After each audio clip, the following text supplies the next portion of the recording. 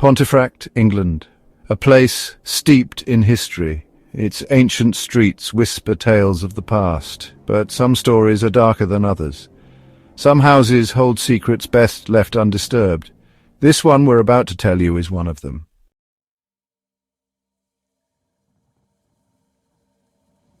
It began subtly, almost unnoticeable, a chill in the air, a sense of being watched. Doors creaked open, seemingly on their own, then things escalated. Pools of water appeared, out of thin air, lights flickered, electrical appliances malfunctioned. The family was perplexed. They couldn't explain it. Furniture moved, it slid across the floor as if pushed by unseen hands. The atmosphere grew heavy. Fear seeped into their lives. The family was trapped. They had unwittingly invited something sinister into their home. They were living a nightmare, and it was just the beginning.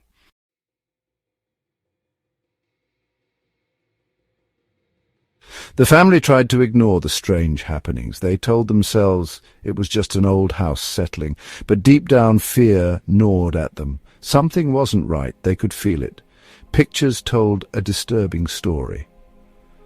Photos taken inside the house revealed chilling details. Blurry figures lurking in the background. Objects moved as if rearranged by unseen hands. The evidence was mounting. Something was toying with them. Whispers seemed to emanate from the walls. Unexplained noises echoed in the dead of night. Children's toys came to life, moving on their own. The family was living in a constant state of unease. Their once happy home had become a prison of fear. Pritchard, the mother, felt it most acutely. A growing sense of dread washed over her. She knew something was terribly wrong, but she couldn't explain it. She couldn't escape it.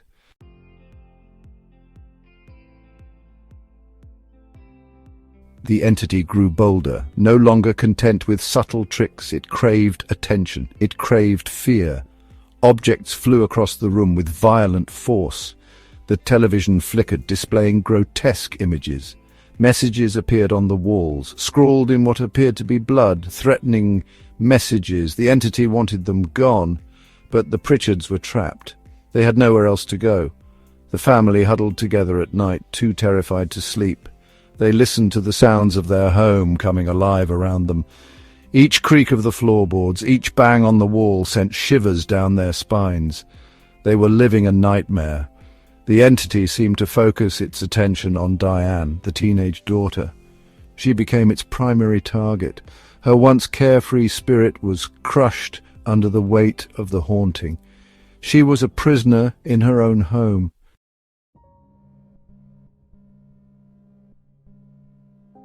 News of the haunting spread. Paranormal investigators flocked to 30 East Drive. They hoped to capture evidence of the entity. They hoped to understand its motives. But the entity remained elusive. Voices were recorded on tape, disembodied voices, whispering threats. Growls filled the air, seemingly coming from nowhere. The investigators were both fascinated and terrified. They had never encountered anything like it before. The entity, it seemed, had a name. Fred, the family called it, a name given more out of a desperate attempt at normalcy than any sense of familiarity. But Fred was anything but normal. Witnesses described seeing a figure, a tall, imposing figure, dressed in a long black robe, a monk, the Black Monk of Pontefract.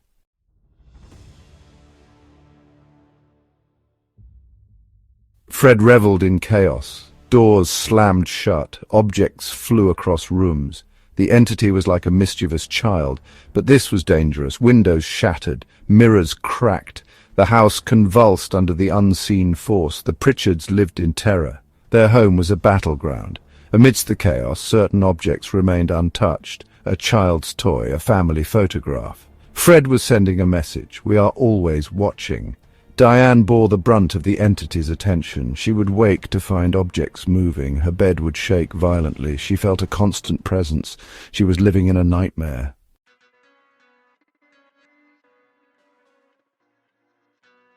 The pranks escalated to something more sinister. Scratches appeared on the walls, deep gouges in the wood.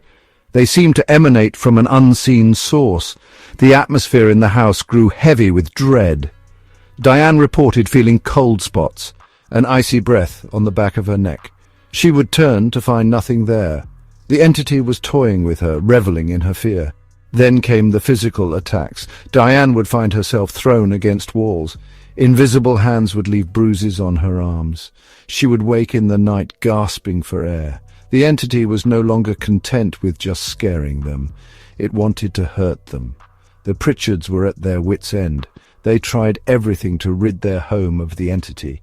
Priests were called in for blessings, paranormal investigators conducted seances, but nothing worked. Fred refused to be driven out. It was here to stay.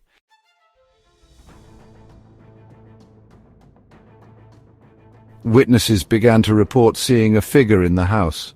A tall, imposing figure dressed in a long black robe. Its face was shrouded in darkness, but its eyes seemed to burn with a malevolent light. The Black Monk of Pontefract had arrived.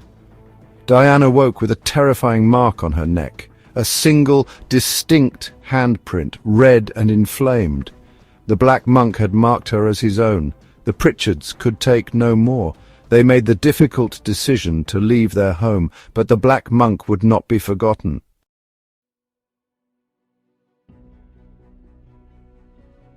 The house stood empty for years, but the stories persisted. People claimed to see lights flickering in the windows.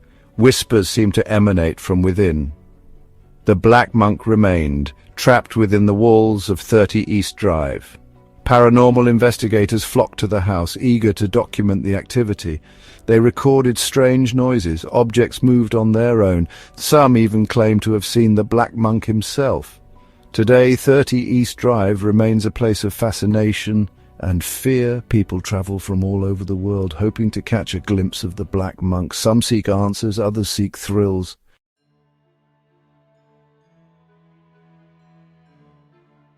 The stairs became a place of terror for Diane. Each step she took filled her with dread. She could feel a presence there, watching, waiting. She wasn't alone in the house. She was being hunted.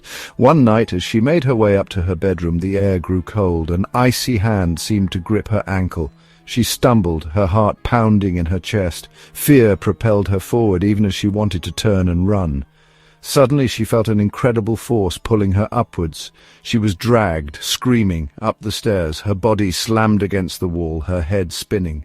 She lay there for a moment, gasping for breath, certain she had been attacked. But there was no one there. Diane picked herself up, her body trembling. She ran to her room, slamming the door shut behind her. She was a prisoner in her own home. The entity had her trapped, and it wasn't finished with her yet.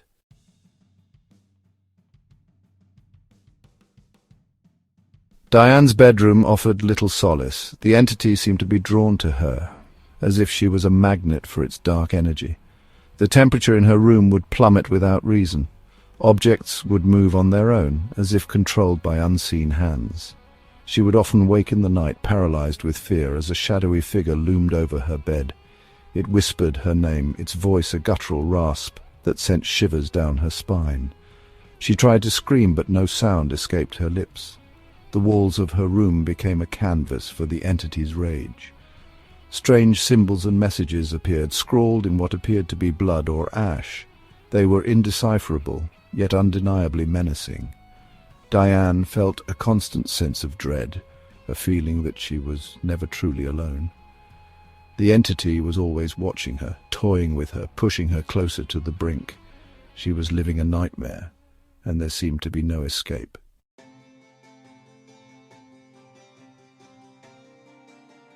The attacks on Diane became increasingly violent. One morning, she woke to find red marks encircling her throat, 5 distinct marks, as if made by the grip of an unseen hand. On another occasion, she was hurled across her bedroom by an unseen force. The attacks left her bruised, terrified, and utterly helpless. It was as if it wanted to break her, to claim her as its own. The once vibrant teenager was now a shadow of her former self.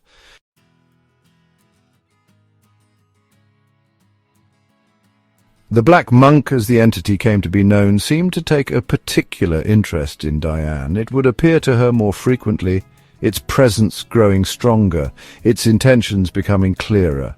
She would catch glimpses of it in mirrors, a fleeting shadow at the edge of her vision. Its voice would whisper in her ear, taunting her, threatening her, driving her further into despair. On one occasion, she was dragged from her bed in the middle of the night. She clawed at the floorboards, desperate to hold on to something, anything, but the force was too strong. She was pulled, screaming down the hallway, her body bumping against the walls. The Pritchards were beside themselves with worry. They tried everything to help Diane, but nothing seemed to work. The entity was relentless, its grip on their daughter tightening with each passing day.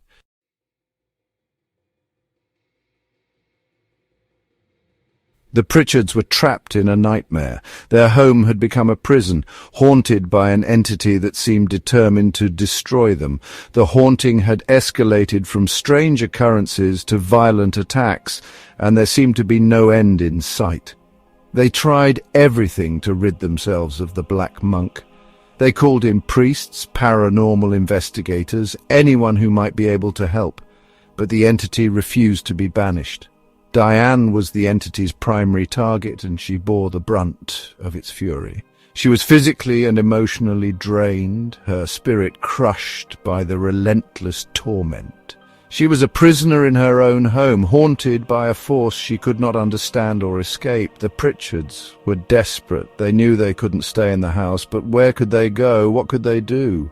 The Black Monk had them trapped, and it seemed like there was no escape from the nightmare.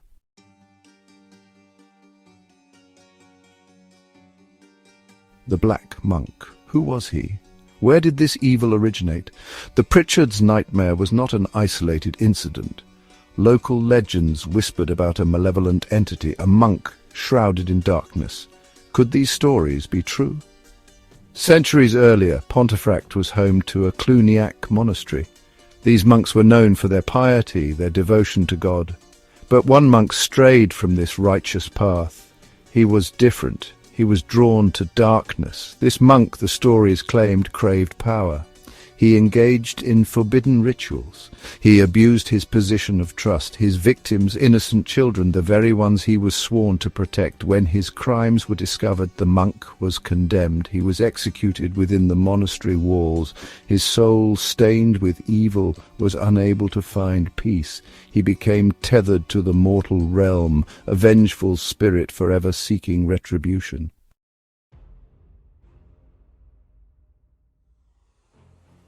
Section 2. The Monk's Motive. Was Diane the target of the monk's rage? Was she merely a vessel for his fury? Some believed the monk sought to possess her, to use her as a conduit for his evil. Others believed he envied her innocence, the very thing he had destroyed in life. Paranormal investigators attempted to communicate with the entity. They used Ouija boards seeking answers. The responses were chilling. Hatred seeped from every word spelled out. The entity craved suffering. It fed on fear. The monk's presence was strongest in certain areas of the house, the stairs, Diane's bedroom.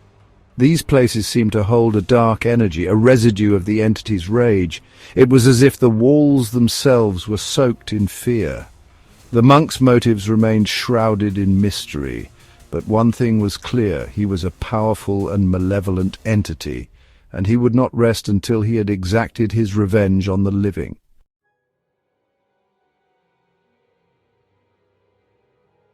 Section 3. A Town in Fear's Grip. The Black Monk of Pontefract became infamous. News of the haunting spread like wildfire. People travelled from miles around, hoping to catch a glimpse of the entity. Some scoffed at the stories, dismissing them as mere superstition, but others knew the truth. They had felt the monk's presence. The Pritchard story served as a chilling reminder. Evil lurked in the shadows. It could strike anyone, anywhere, at any time. The Black Monk became a cautionary tale, a reminder that some things are best left undisturbed. Today, 30 East Drive still stands, a constant reminder of the terror that unfolded within its walls. Some say the Black Monk still haunts the house, his rage amplified by the decades of fear and fascination. Would you dare to enter? Would you be brave enough to face the darkness that resides within?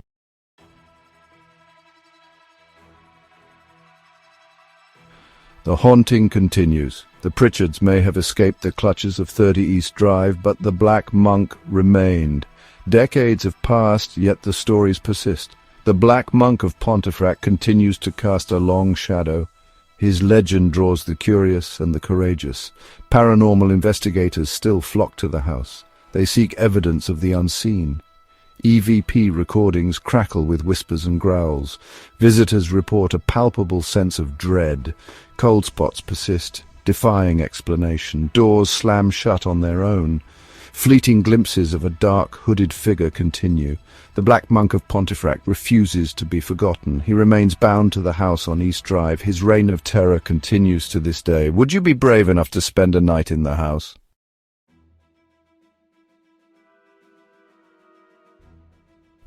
A haunting question, the Black Monk of Pontefract. A chilling tale of a family terrorized, a house consumed by darkness. Is it merely legend or a terrifying reality? The stories continue to this day, whispers of unexplained phenomena, glimpses of a shadowy figure. Would you dare to step inside 30 East Drive? Would you spend a night in the presence of the Black Monk? The question lingers. It crawls beneath your skin. It settles deep within your bones. The Black Monk waits, trapped within those walls, hungry for fear, hungry for attention, hungry for you.